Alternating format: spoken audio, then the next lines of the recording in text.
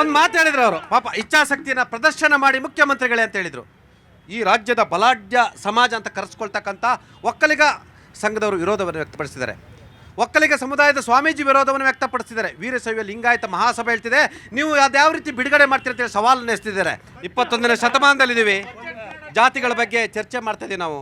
Europe countries ಎಲ್ಲ ಎಷ್ಟು ಅಭಿವೃದ್ಧಿ ಹೊಂದಾಗ್ತಿದ್ದಾವೆ. ನಾವು ಜಾತಿ ಧರ್ಮ ದೇವರ ಹೆಸರಿನಲ್ಲಿ ಇವತ್ತು ಈ ರಾಜಕಾರಣಿಗಳು ಅಧಿಕಾರ ನಡೆಸ್ತಾ ಈ ದೇಶವನ್ನು ಎಲ್ಲಿಗೆ ತಗೋಗ್ತಿದ್ದಾರೆ ಗೊತ್ತಿಲ್ಲ. ಮುಂದಿನ ಪೀಳಿಗೆ ಬಹುಶಃ ಈ ಸಂಕಷ್ಟವನ್ನು ಎದುರಿಸ ಸಮಯ ಬರುತ್ತೆ ಅನಿಸುತ್ತೆ ಸರ್. ಅವ್ರಿಗೆ ಬಿಜೆಪಿ ಅವ್ರಿಗೆ ನನಗೆ ಬೇಡ ರೀ, ಬಿಜೆಪಿ ನಿಮ್ಮದು ಹೇಳ್ರಿ ರೀ, ಏನ್ ಆರೋಪ ರೀ ನಿಮ್ದು? ಪ್ರತಿಕ್ರಿಯೆ ಕೊಡ್ತೀವಿ, ಪ್ರತಿಕ್ರಿಯೆ ತಗೊಳ್ಳಿ ಸರ್. ನಾನು ಹೇಳ್ತಾರ ಬಿಜೆಪಿ ಕೈಲಿ ಆಗದೆ ಇರೋದು ಅವ್ರ ಕೈಲಿ ಮುದ್ದೆ ಮುರಿಕೊಂಡ್ರು ಮನೆ ಪ್ರಾಬ್ಲಮ್ ಸಾಲ್ವ್ ಮಾಡಕ್ ಆಗಿಲ್ಲ. ಅವರು ಇವತ್ತು ಇವ್ರನ್ನ ಗೂಬೆ ಕೂರಿಸ್ತಾ ಇದ್ದಾರೆ. ನಾವು ಇದನ್ನ ಇಚ್ಛಾಶಕ್ತಿ ಇರೋದ್ರಿಂದಾನೆ ಇವತ್ತು ಈ ಸಭೆಯಲ್ಲಿ ಇದನ್ನ ತಗೊಂಡ್ ಬಂದೇ ಬರ್ತೀವಿ. ಇದಕ್ಕೆ ಕಾಂಗ್ರೆಸ್ ಸರ್ಕಾರ ನೋಡಿದೀನಿ, ಇಚ್ಛಾಶಕ್ತಿ ತುಂಬಾ ವರ್ಷದಿಂದ ನೋಡಿದ್ದೀನಿ. 2015ರಿಂದ 25ವರೆಗೂ ನೋಡ್ತಾ ಬಂದಿದ್ದೀನಿ ಸರ್. ಈಗ ನಮ್ಮ ಸ್ನೇಹಿತರು ಹೇಳಿದ್ರು ಬಿಜೆಪಿ ಅವರು ಅದು ನಕಲಿ ವರದಿ ಅಂತ. ಅವ್ರ ಹತ್ರ ಏನಾದರೂ ದಾಖಲೆ ಇದ್ರೆ ಬಿಡುಗಡೆ ಮಾಡಕ್ಕೆ ಹೇಳಿ ಸರ್.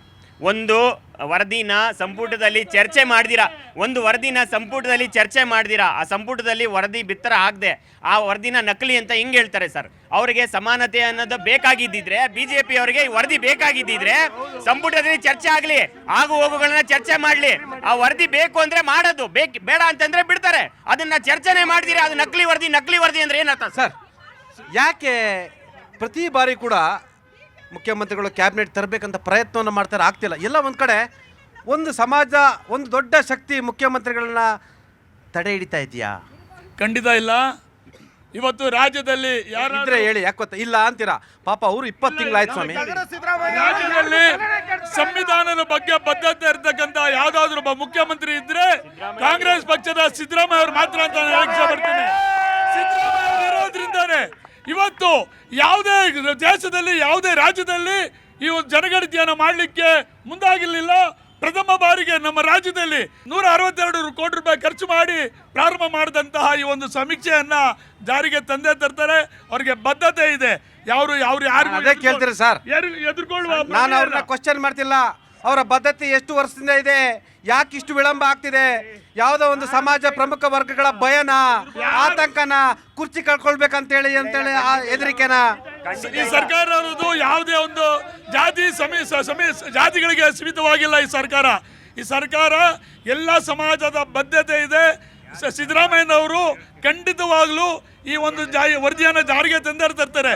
ಮೊನ್ನೆ ಹೇಳಿದ್ದಾರೆ, ಏನು ಇವತ್ತು ಈ ಗುರುವಾರ ನಾನು ಕ್ಯಾಬಿನೆಟ್ ಅಲ್ಲಿ ನಾನು ತರ್ತೀನಿ ಅಂತ ಹೇಳಿದ್ದಾರೆ. ಅನಿವಾರ್ಯ ಸರ್, ಬಿಡಿ ಸರ್, ಬಿಡಿ, ಅದು ಬೇಡ ಸರ್. ಈಗ ಈ ವರದಿ ಬಂದ್ರೆ ಸಣ್ಣ ಜಾತಿಗಳಿದೆ. ಮೈಕ್ರೋಸ್ಕೋಪ್ ನಮ್ಮಂತ ಮಡಿವಾಳ ಜಾತಿ 0.1% ಇದ್ದೀರಿ ನಾವು. ನಮ್ಗೆ ಅನುಕೂಲ ಆಗುತ್ತೆ ಅಂತ ನಾವು ಒತ್ತಾಯ ಮಾಡ್ತಾ ಇದ್ದೀರಿ. ಆದ್ರೆ ಒಳ ಮೀಸಲಾತಿ ತರೋದು ಅದಾದ್ರೆ ಈಗ ಅಹಿಂದದವರು 70% ಇದ್ದಾರೆ. ಒಳ ಮೀಸಲಾತಿ ಮಾಡ್ಬೇಕಾದ್ರೆ ಸಣ್ಣ ಜಾತಿಗಳಿಗೆ ಅನುಕೂಲ ಆಗ್ಬೇಕಾದ್ರೆ ಇದು ಬಂದೇ ಬರುತ್ತೆ, ಮಾಡೇ ಮಾಡ್ತಾರೆ. ಸರ್ ಈಗ ಯಾಕೆ ಭಯ ಅಂತ ದೊಡ್ಡ ಏನು ವೀರಶೈವ ಲಿಂಗಾಯತರಾಗ್ಲಿ ಒಕ್ಕಲಿಗರಾಗ್ಲಿ ಏನು ಯಾಕೆ ಅಪೋಸ್ ಮಾಡ್ತಾ ಇದ್ದಾರೆ ಅಂದ್ರೆ, ಮುಂದೊಂದು ದಿವಸ ಇವರೆಲ್ಲ ಆದ್ರೆ ನಮಗ್ ತೊಂದರೆ ಅಂತ ಒಂದೇ ಕಾರಣಕ್ಕೂ ಅಪೋಸ್ ಮಾಡ್ತಾ ಇದ್ದಾರೆ. ರಾಜಕೀಯ ಅಧಿಕಾರದ ಆತಂಕ ಎದುರಾಗಿದೆ ಅವರಿಗೆ. ರಾಜಕೀಯ ಇವೆಲ್ಲ ರಾಜಕೀಯಗಳೇ ನೋಡಿ. ಯಾರಿಗೂ ಬದ್ಧತೆ ಏನು ಯಾಕೆ ಬದ್ಧತೆ ಇಲ್ಲ ಅಂತಂತಂದ್ರೆ, ಸಣ್ಣ ಜಾತಿಗಳಿಗೆ ನೀವು ಓಟ್ ಹಾಕ್ಬೇಡಿ ಅಂತ ಹೇಳಿ ಯಾರಾದ್ರೂ ನೀವು ಹಾಕೇಬೇಡಿ, ನಮಗೆ ಒಕ್ಕಲಿಗರಿಗೆ ಮಾತ್ರ ಓಟ್ ಹಾಕ್ಕೊಂತೀರಿ, ನಾವು ಲಿಂಗಾಯತರು ಮಾತ್ರ ಓಟ್ ಹಾಕ್ಕೊಂತೀರಿ ಹೇಳಿ ನೋಡೋಣ ನಿಂತ್ಕೊಳ್ಳೋರು. ಹೇಳಲ್ಲ, ಎಲ್ಲರೂ ನೀವೆಲ್ಲ ಬೇಕು. ಎಲೆಕ್ಷನ್ ಟೈಮಲ್ಲಿ ಬೇರೆ, ಈಗ ಮಾತ್ರ ಎಲೆಕ್ಷನ್ ಟೈಮಲ್ಲಿ ಬೇರೆ, ಇವಾಗ ಬೇಡ. ಇದು ಸರಿನಾ? ರಾಮಚಂದ್ರಪ್ಪ, ತಾವು ನಿರಂತರವಾಗಿ ಹೋರಾಟ ಮಾಡ್ತೀರಿ. ನಿಮ್ಮ ಮುಖ ನೋಡಿದ್ರೆ ನನಗೆ ಬೇಸರ ಆಗುತ್ತೆ ರೀ. ಕಳೆದ 2 ವರ್ಷದಿಂದ ರಾಮ್ ಅವರೇ ಹೋರಾಟ ಮಾಡ್ತಾನೆ ಇದ್ದಾರೆ. CM ಮನೆಗೆ ಬಂತಾರೆ, ಜಾರಿ ಮಾಡಿ ಮಾಡಿ ಮಾಡಿ ಅಂತಾರೆ. ಪಾಪ ಇವರ ಅಸಹಾಯಕತೆ ನೋಡಿ ಆ ನೋವು ಮುಖದಲ್ಲಿ ಕಾಣ್ತಾ ಇದೆ. ಸತ್ಯ ಏನನ್ನೋದನ್ನ ನಾವು ಮೊದಲು ತಿಳ್ಕೊಳ್ಬೇಕಾಗ್ತದೆ. ಪಾಪ ನೀವು ನನಗೆ ಇದನ್ನೇ ಹೇಳ್ತಾನೆ ಇದ್ದೀರಾ. ಪಾಪ ನಿಮ್ಮ ನಿಮ್ಮ ನಿಮ್ಮ ಈ ಒಂದು ಆಸೆ ತಯಾರಾಗಿ ಸಬ್ಮಿಟ್ ಮಾಡ್ತೀವಿ ಅಂತ ಅಕ್ಟೋಬರ್ ತಿಂಗಳ 18ನೇ ತಾರೀಕು ಪ್ರಿಂಟ್ ಆಗಿ ಪೂರ್ತಿ ಒಂದು ಜಯಪ್ರಕಾಶ್ ಹೆಗಡೆ ಅವರು ಕೊಟ್ಟರು. 2018ರಲ್ಲಿ ಆಯ್ತು, 2018ರಲ್ಲಿ ರೆಡಿ ಆಗಿದ್ದನ್ನ ಅಂದಿನ ಮುಖ್ಯಮಂತ್ರಿಗಳಾದಂತಹ ಕುಮಾರಸ್ವಾಮಿ ಅವರಿಗೆ ತಗೊಂಡೋಗಿ ನಮ್ಮದು ಎಲ್ಲ ರೆಡಿ ಇದೆ, ನೀವು ತಗೊಳ್ಳಿ ಅಂತ ತಗೊಂಡೋದಾಗ ಆ ಕ್ಯಾಬಿನೆಟ್ಗೆ ತಗೊಂಡು ಹೋಗೋದಕ್ಕೆ ಆ ಒಬ್ಬ ಇಲಾಖಾ ಮಂತ್ರಿ ಇದೇನು ಪುಟ್ಟರಂಗ ಶೆಟ್ಟಿ ಅವತ್ತು ಹಿಂದುಳಿದ ಕ್ಯಾಬಿನೆಟ್ ಅಜೆಂಡಾದಲ್ಲಿಟ್ಟಾಗ ಅದನ್ನ ಅವ್ರನ್ನ ಕರೆದು ಅದನ್ನೇನಾದರೂ ಇಟ್ಟೆ ಅಂತಂದ್ರೆ ನಾಳೆನೇ ನೀನು ಮಂತ್ರಿ ಸ್ಥಾನಕ್ಕೆ ರಾಜೀನಾಮೆ ಕೊಟ್ಟು ಹೋಗ್ಬೇಕು ಅಂತ ಎದುರಿಸಿದ್ರು. ಹೌದು. ಒಂದು ಹಂಗಂದ್ರೆ ಪುಟ್ಟರಂಗ ಶೆಟ್ಟಿ ಅವರಿಗೆ HD ಕುಮಾರಸ್ವಾಮಿ ಅವರು ಮಂತ್ರಿ ಸ್ಥಾನ ತೆಗಿದ್ರ?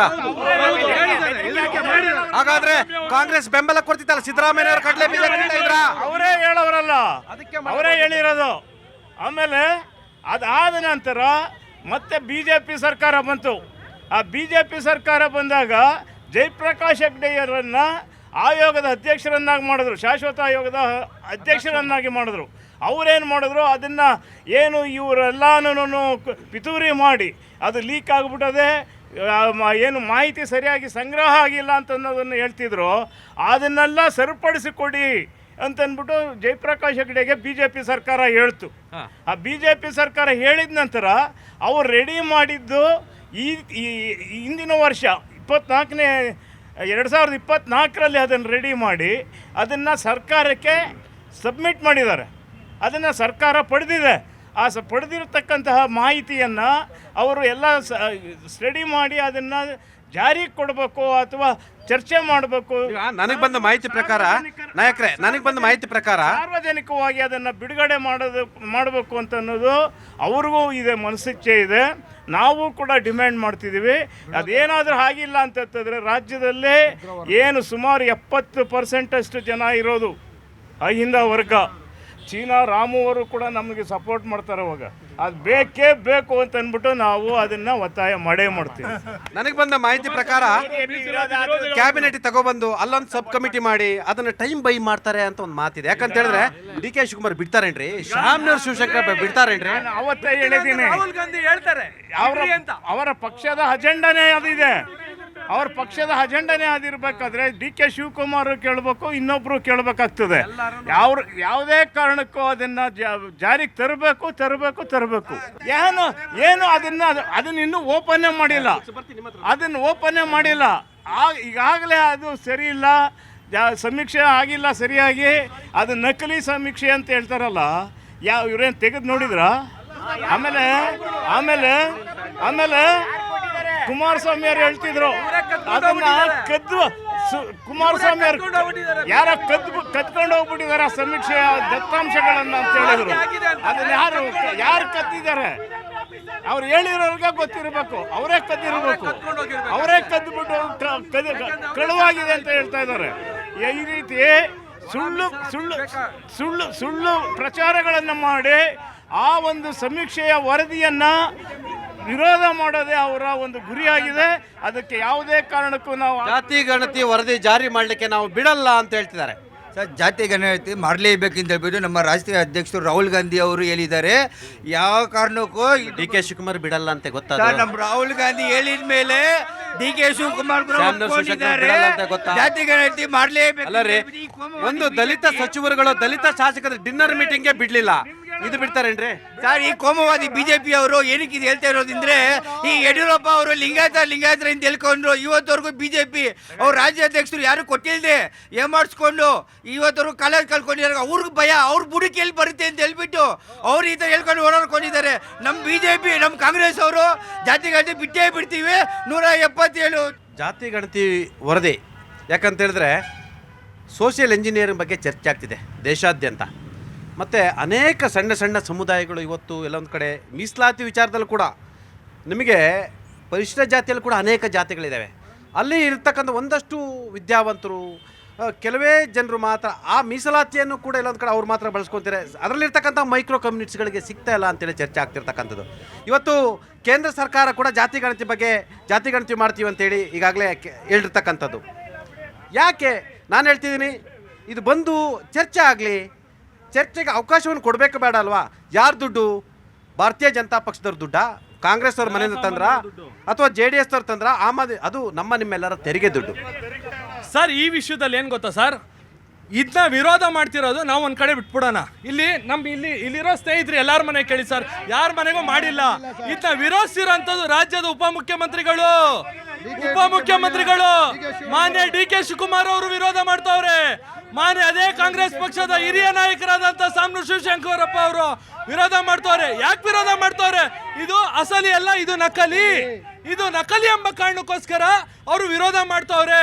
ಇಲ್ಲಿರೋರ್ ಮನೆ ಸರ್, ನಾವೆಲ್ಲ ಮನುಷ್ಯರಲ್ವಾ? ನಾವೇನ್ ಕನ್ನಡಿಗರಲ್ವಾ? ರಾಜ್ಯದ ನಮ್ಮ ಮನೆಗೆ ಯಾಕೆ ಬಂದಿಲ್ಲ? ನಮ್ಮ ಮನೆಗೆ ಯಾಕೆ ಸೆನ್ಸಸ್ ಮಾಡಿಲ್ಲ? ಇವ್ರು ನಕಲಿ ನಕಲಿ ನಕಲಿ ಈ ಕಾಂಗ್ರೆಸ್, ಈ ಸುಳ್ಳು ವಂಚನೆ. ಹೇಳ್ತಾರೆ ನೀವು ಮನೇಲೇ ಇರಲ್ಲ, ಅದಕ್ಕೆ ಅವ್ರು ಬಂದಿಲ್ಲ ಅಂತ. ಸರ್ ಮನೇಲಿ ನಮ್ಮ ತಾಯಿ ಇಡ್ತಾರೆ.